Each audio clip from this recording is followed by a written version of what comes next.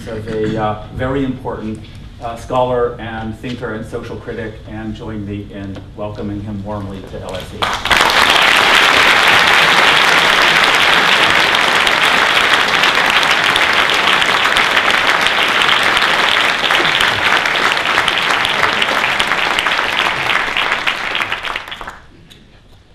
Somebody once told me that when you begin a lecture, you should always start with local color. So I thought I'd start with this. That it was in, I think, November 2008 when Her Majesty the Queen came to visit London School of Economics. And I guess at a luncheon, she turned to the economists and said, "How come you guys didn't see this whole crash coming?" And she didn't say it that way, you know, but that was the essence of what she said. And she apparently summoned the Governor of the Bank of England and asked the same question. And the result of that was the celebrated British Academy conflab of all the economists and policymakers who decided that they would work very hard at trying to explain to Her Majesty what they had been up to all this time. And the letter was absolutely astonishing. I mean, I happened to be a foreign member of the British Academy, and the president of it sent this circular of how proud they were that they had done this. And the letter kind of started out by saying, you know, look, a lot of really dedicated people were working extremely hard and very intelligently about all of the things that were going on inside of the system, but somehow or other we missed systemic risk.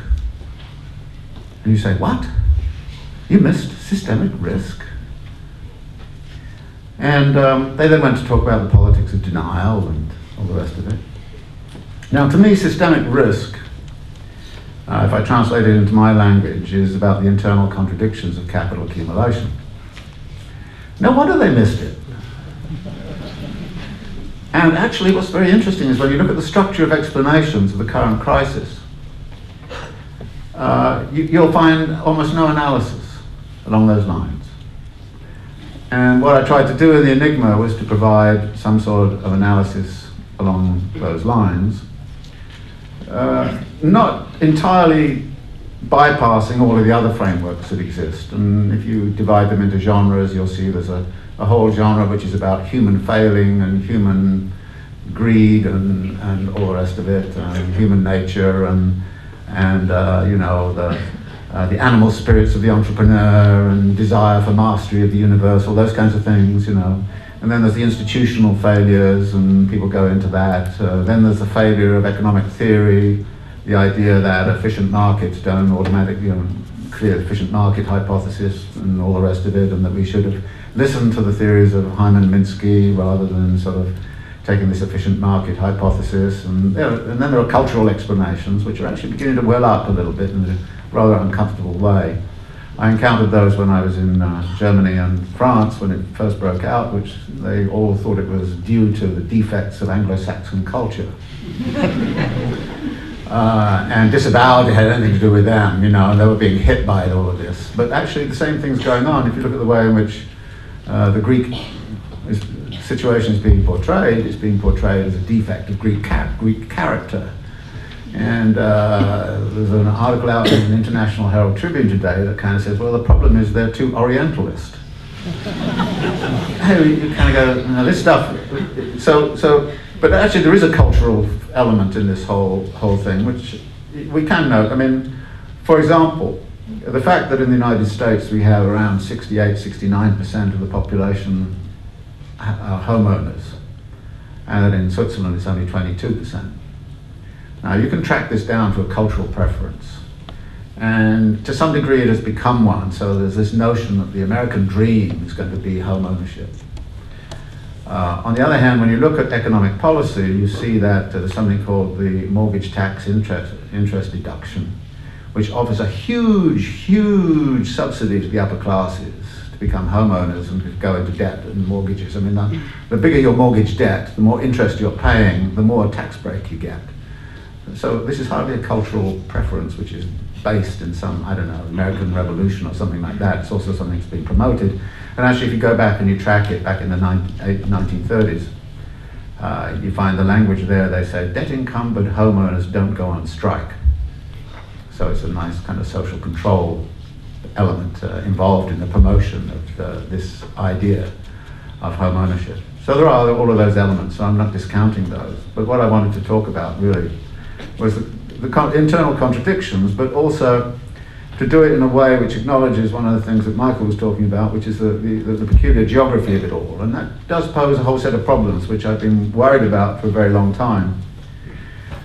Back in 1971, there appeared a cartoon in the newspaper. I cut it out and hung it on the wall, and it was with me for about 5 years because it defines very well the problem, and I call it the Snoopy problem.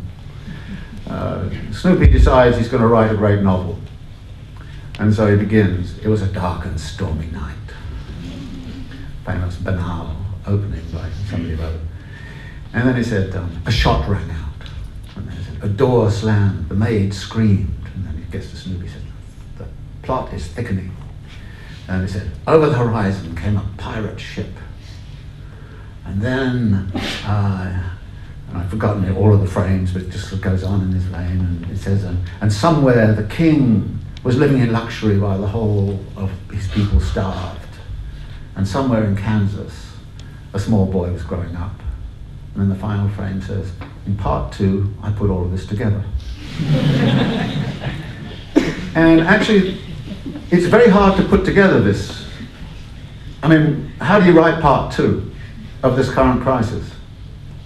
How do you put together that a crisis that really began in Southern California and Arizona, Nevada and Florida and a couple of other places in the United States suddenly spread to New York and is whizzing around the world when it was caught up in Britain, of course, and while the Germans were laughing about, you know, this is an Anglo-Saxon concoction, and then all of a sudden their export market collapses, and then suddenly Far East trade collapses, and then the Chinese rush around and figure out what the hell are they going to do, and so they start doing all kinds of things, and then all of a sudden the banks are all propped up here, there and everywhere, and then all of a sudden we have sovereign debt crises. And if you think Greece has any problems, the largest failed state in the world right now is California.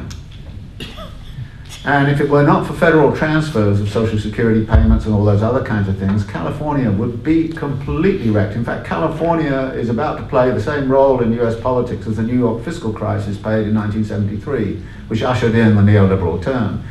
What the hell's going to happen to California? And it's not only California, you look at all of the states in the United States, most of them are bankrupt. And the Greece sovereign debt is arising because it is a sovereign country, and it's supposed to manage its own fiscal policy. And so, you know, you've got these different situations, and then you kind of say, how do we put all of that together?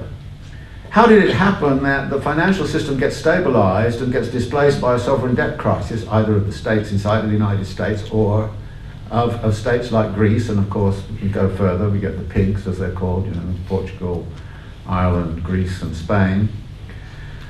And what about the sovereign debt of Britain? When is that one going to hit home?